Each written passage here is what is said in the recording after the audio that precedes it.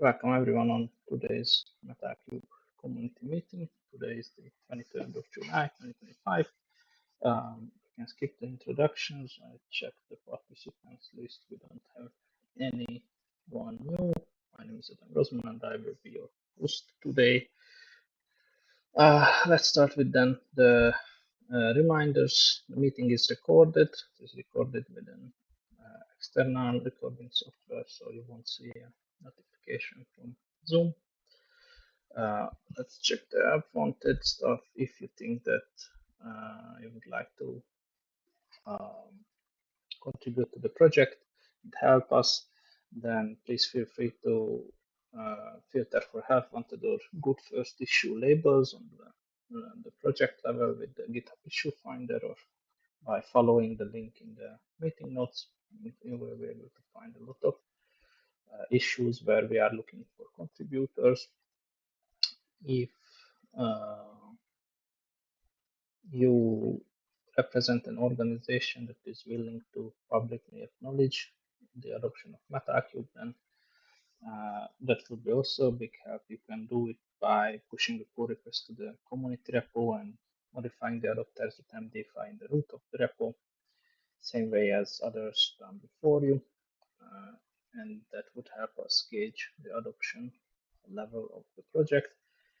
Flake tracker, if you are experiencing CI issues, you created a pull request and the tests are failing and you think it's not related to your change, then create an issue in the related or relevant repository and link that issue to the MetaCube CI tracker project. You can find the option on the right side of the issue UI, and it will be in the drop-down menu, and we will be able to track it much better if you do it like that.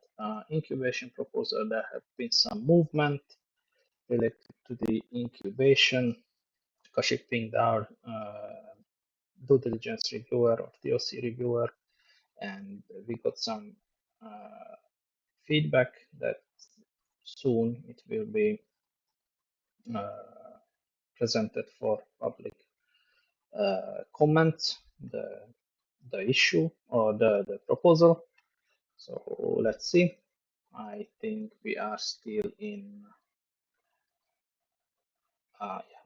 our status still the same. Let me check quickly.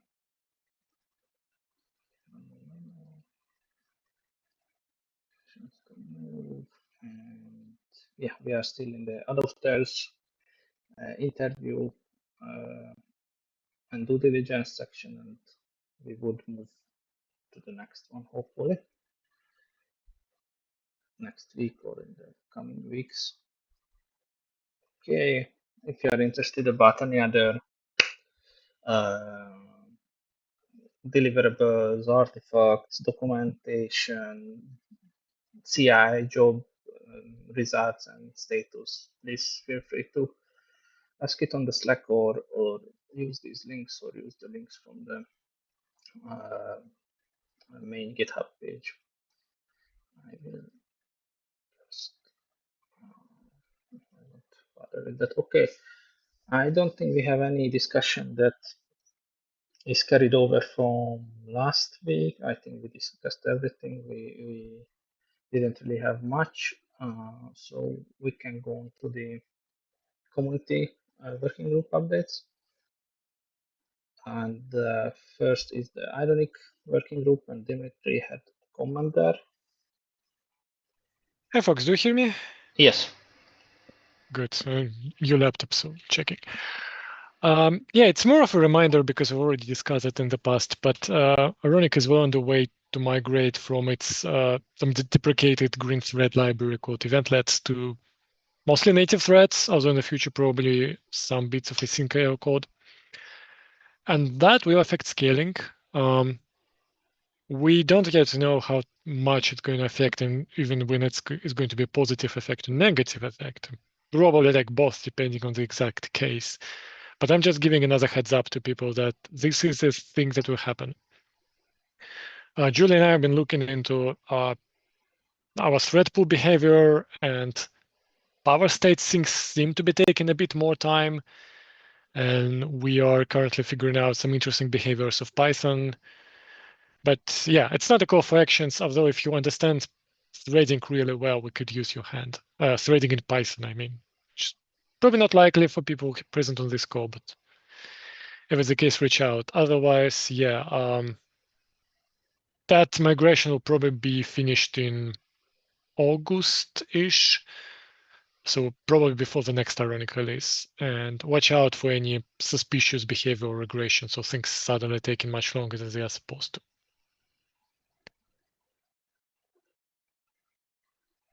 Thank you. That's good to know. I think this will become very important for us from the next quarter. Well, let's see. Any comments related to the eventlet migration from anyone or questions?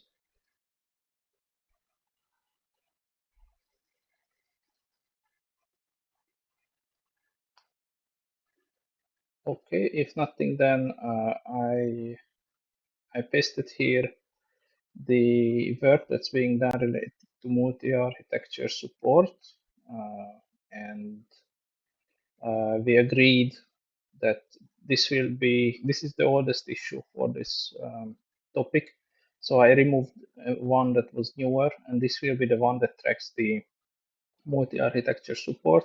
I will zoom in. It's very small for you probably, and we already have, or actually Nicholas already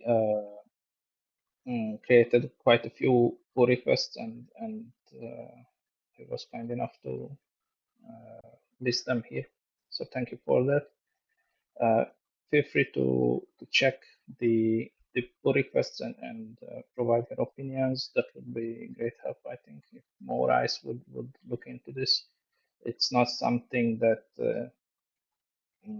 I am using, or none. It's not a topic that is relevant for me on a day-to-day basis. So I just try to give feedback, but maybe someone who is actually deploying ARM or to on platforms or to different platforms, the feedback would be appreciated.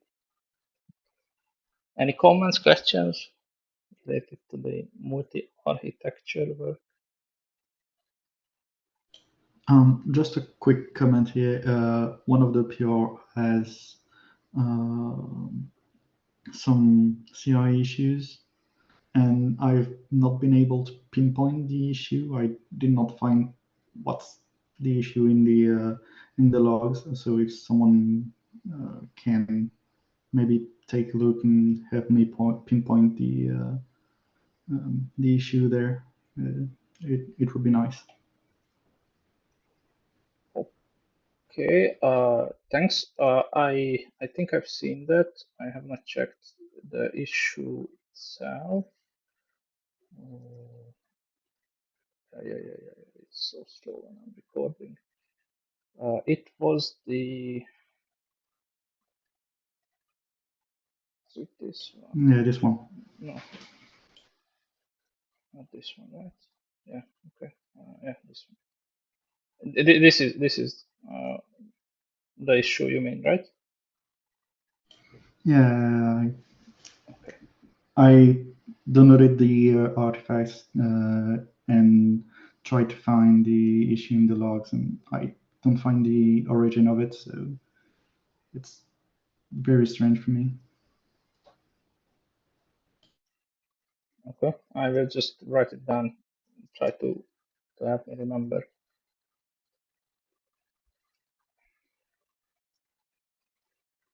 Yeah, I can take a look tomorrow. Or others, if you Thanks. have time, feel free to provide feedback. Any other comments, questions?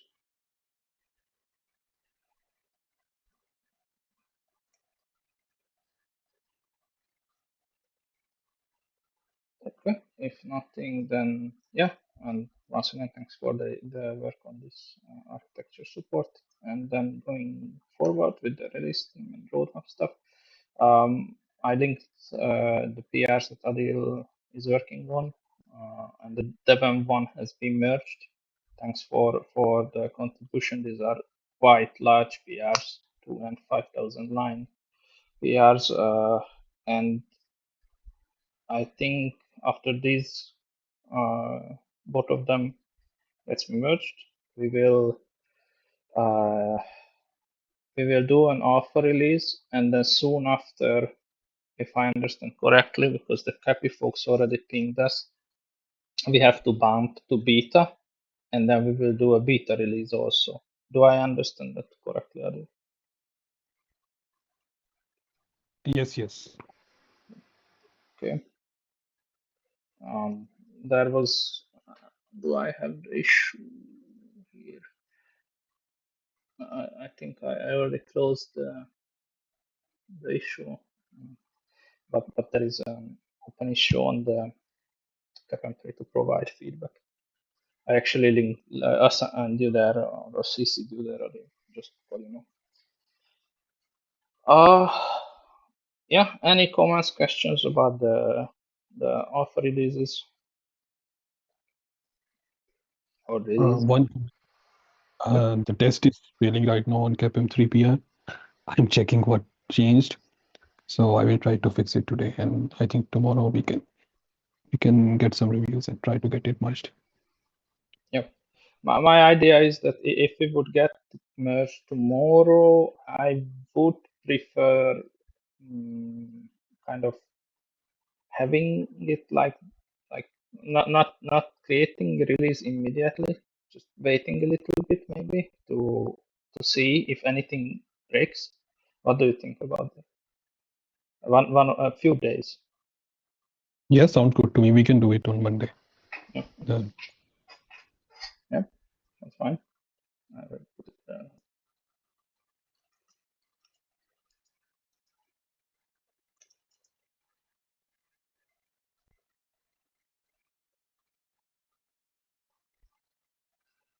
Okay. Anyone else? Questions for release team?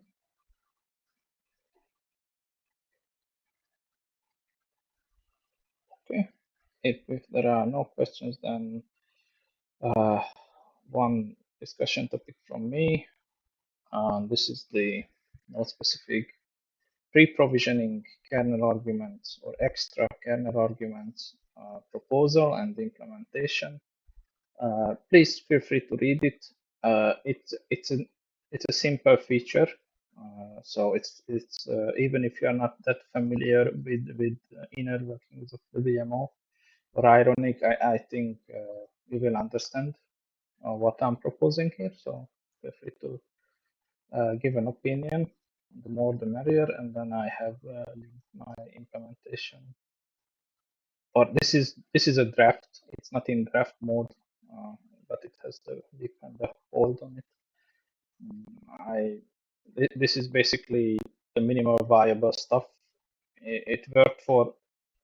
I did inspection and I did re-inspection. I did provisioning, and it seemed to work as expected. But please review it, and yeah, this PR specifically needs unit tests. I aligned the old unit tests, but they have a blank value or an empty string, so I will figure out some reasonable unit tests for this. Yeah. Any comments or questions related to this one?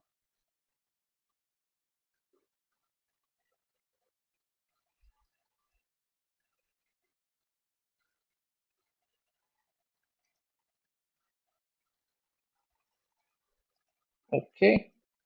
If nothing related to the the feature, then Dimitri, you have a heads up that you will be unavailable next week. Yeah, it's really like that. I have a PTO. I try to take a look at your pages, Adam, before I go there, but I already have a few things that I need to do, but I'll really give it a try. Thank you. be a big help.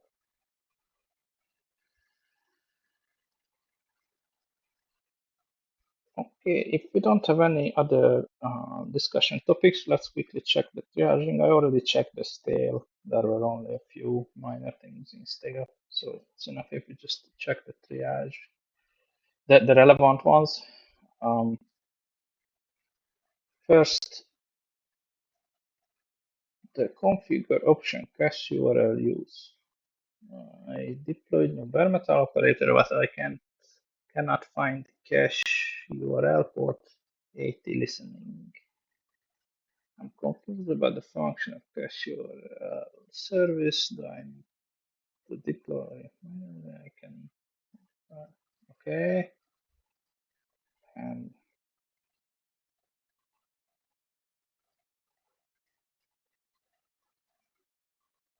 okay. I don't remember either. I never used this one. This will be a kind question. And I will accept it because if it's there, I'm gonna check. But if it's there and we are not really using it, that might be something we can get rid of. But this is just a question for now.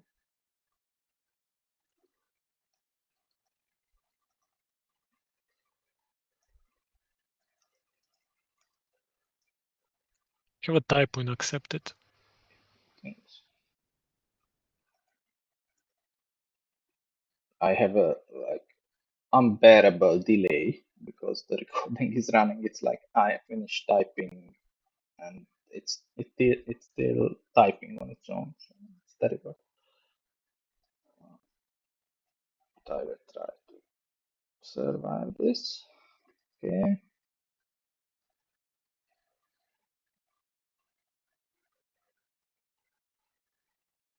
Let's see. Okay. Okay. I won't even put these on. It's fine. Okay, owner aliases, add affiliation to owner aliases. Okay.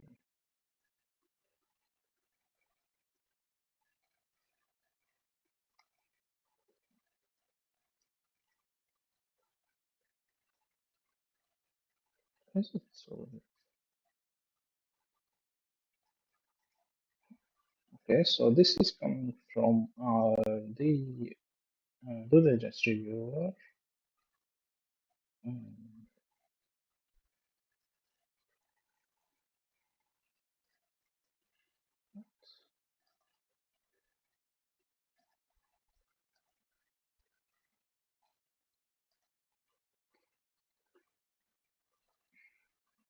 We have to put aliases.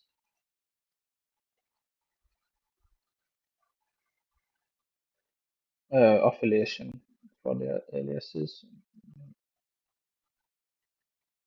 Yes, yes. But I don't see affiliations here.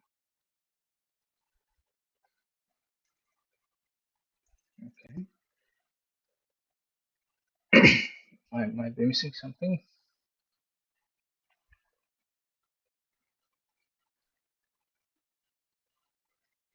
Okay. Can't it.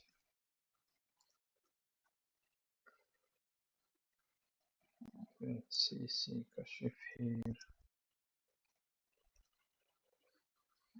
I think anyone can do this one, but that's easier if you call it.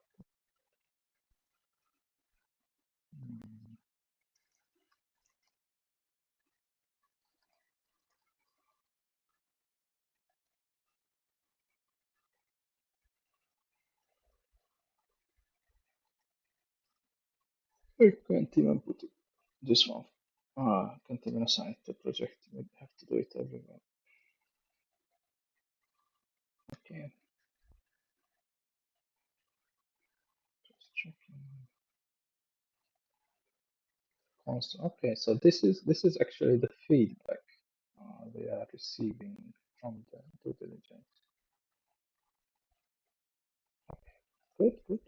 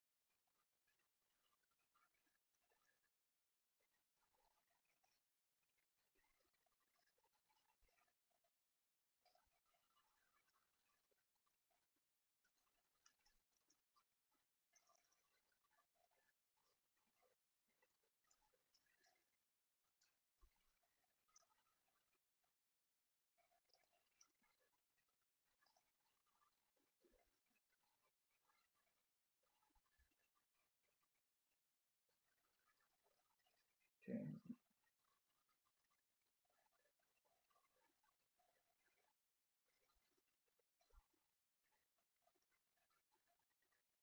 Okay, now okay. Back to the technical stuff. HTTP service provisioning ID. I think we discussed this uh,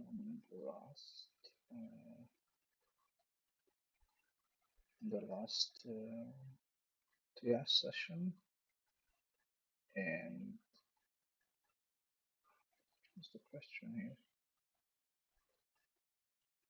Okay, yeah, that was an explanation.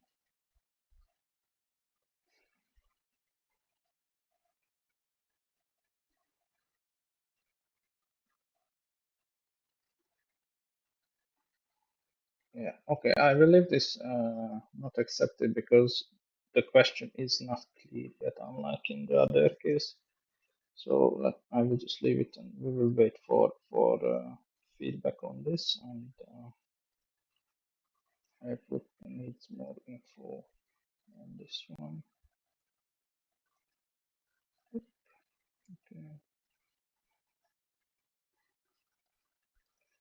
let's check.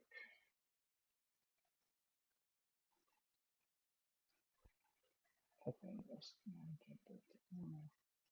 30 last week. I think this wasn't actually updated. Just me commenting and updated.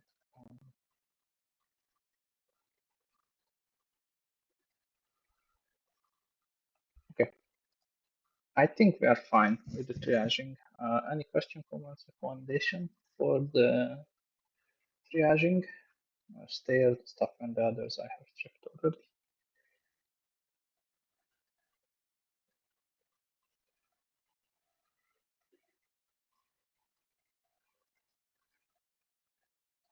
Okay, if there are no issues or comments or anything. Yep.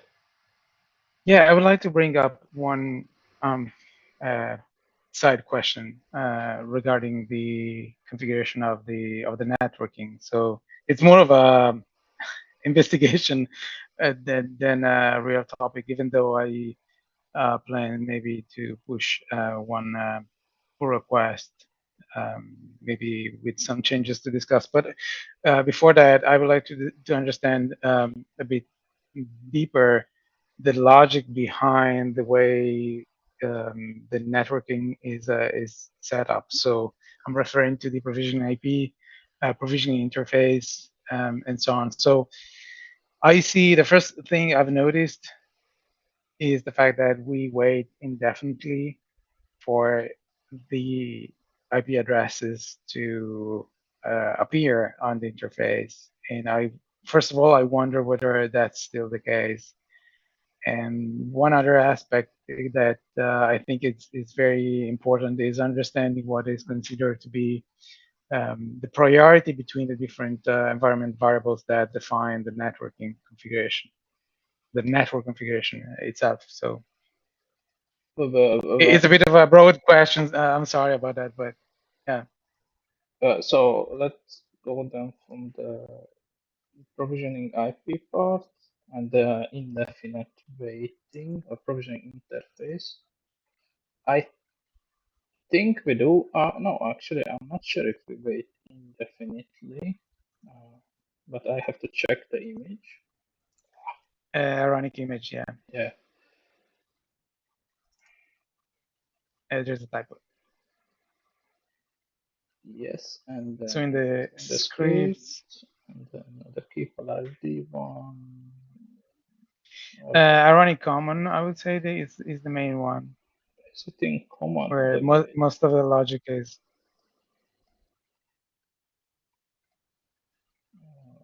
Do you remember the name? So there are actually, I have another question, but let's start from wait for IP. I can't remember the function exactly, but if you scroll down, you can find it. Yeah. Below.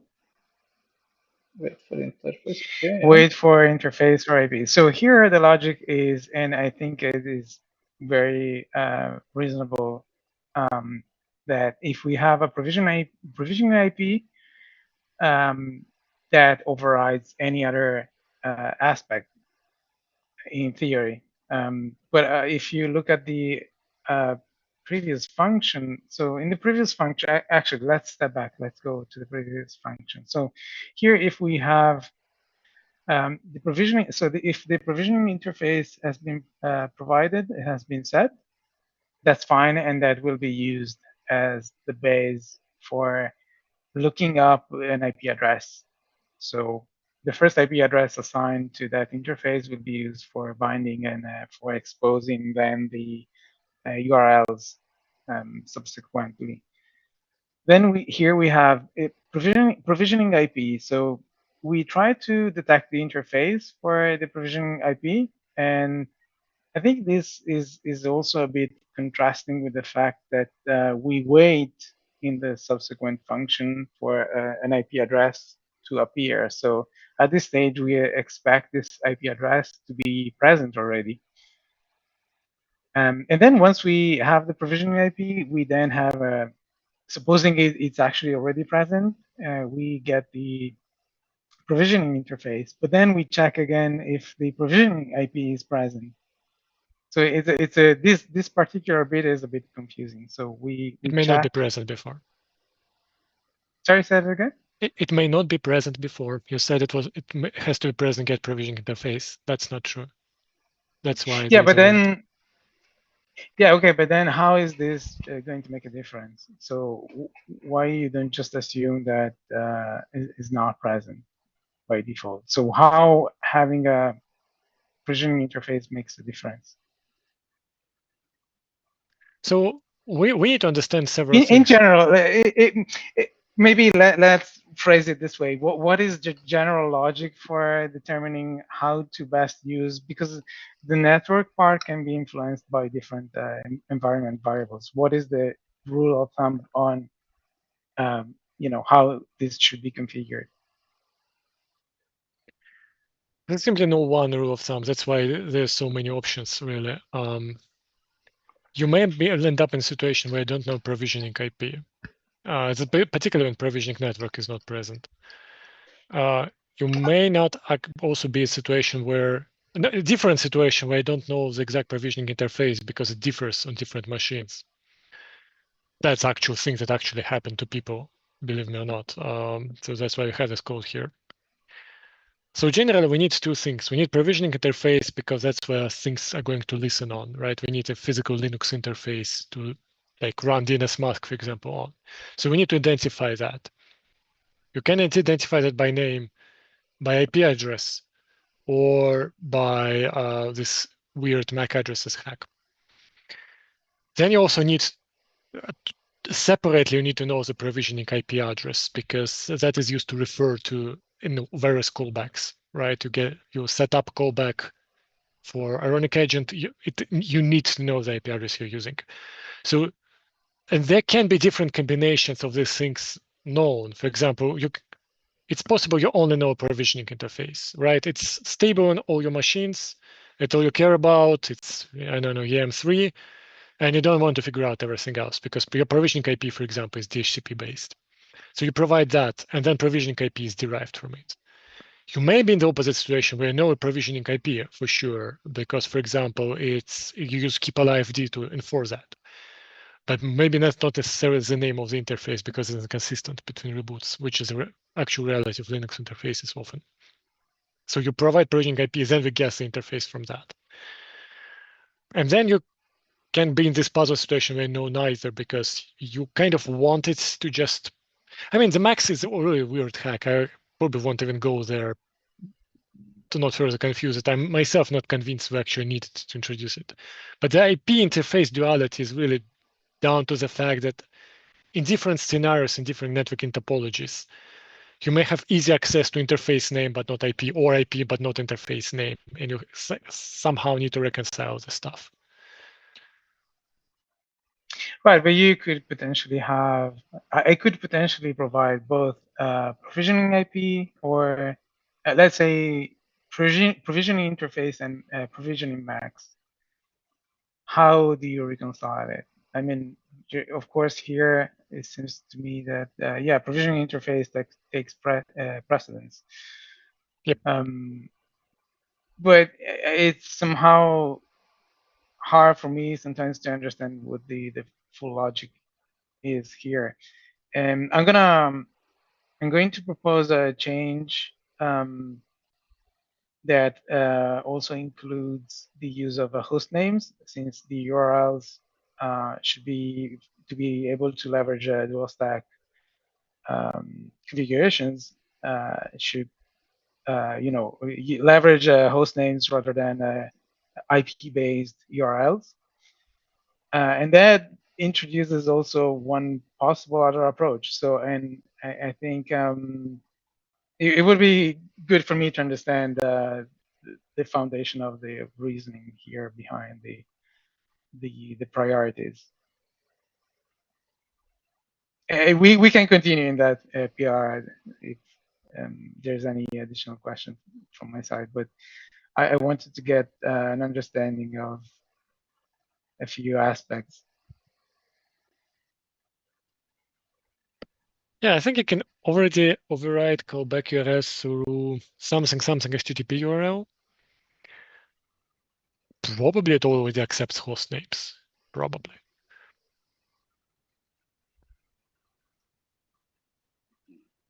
Yeah, yeah, probably. There is one.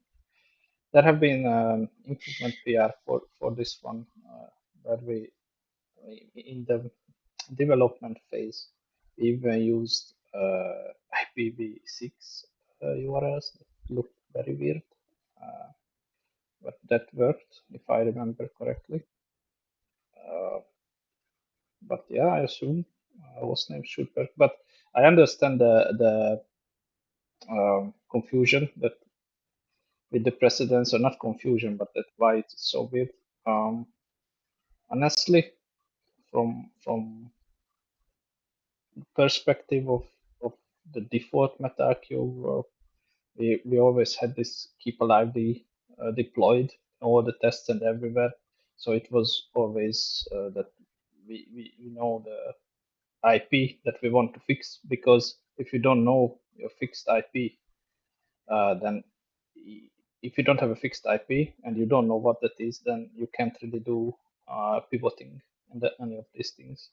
So the high level functionality is lost. But I understand it. If someone don't need that and is doing it differently, that's fine too. Mm-hmm.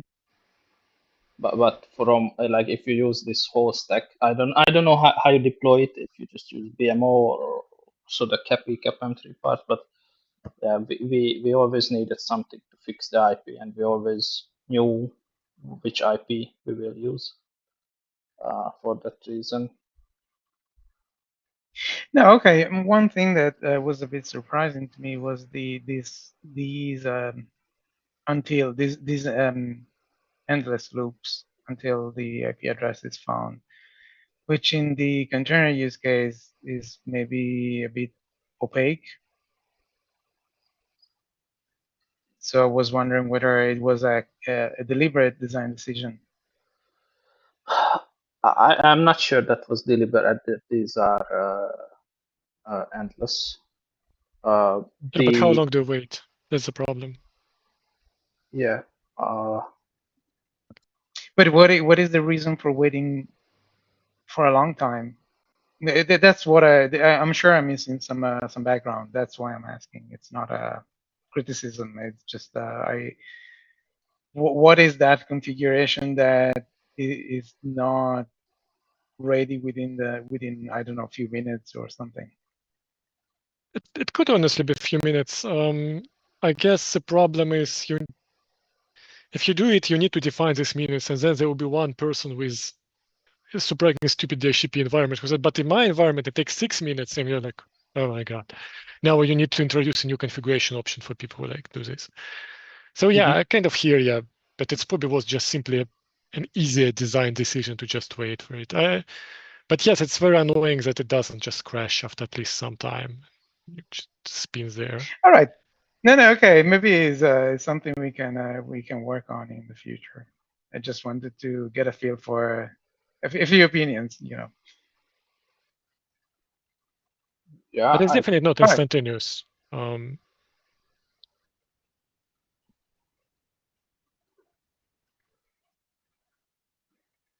Yeah, I just wanted to say that I'm not against introducing some configurable timeout or something, but I don't know how it is right now in the deployment scripts, because for a long time this was deployed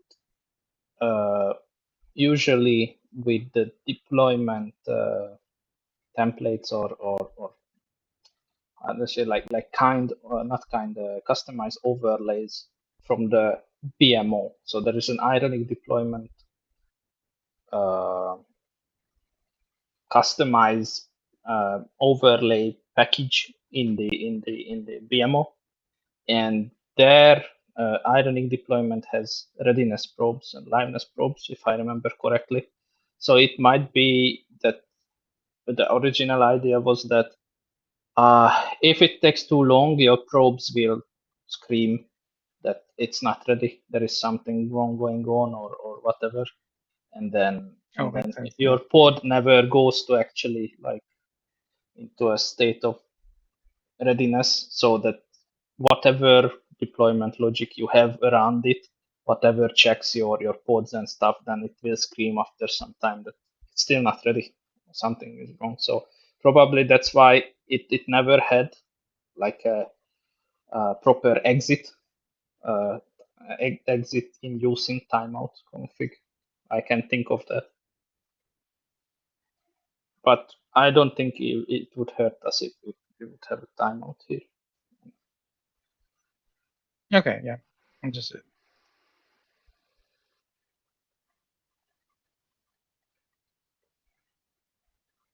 All right, thank you. Yeah, but feel free to push a PR or even an issue, and then it's always easier to discuss like based on the diff and what you are proposing. Certainly, everything can be improved here. I don't think that yeah. Let's just see what's your idea about this, and then we can go Yeah, forward. sure. Yeah, no, it's easier to discuss on the pull request. Yeah.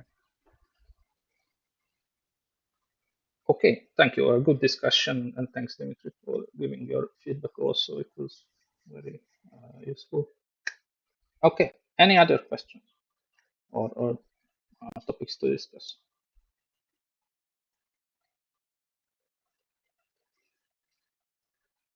Okay, if nothing, then I won't take more of your time. Thanks for joining today, and let's meet the same time next week. Until then, have a great week. Thank you. Bye-bye. Thank you, man. Bye. Bye.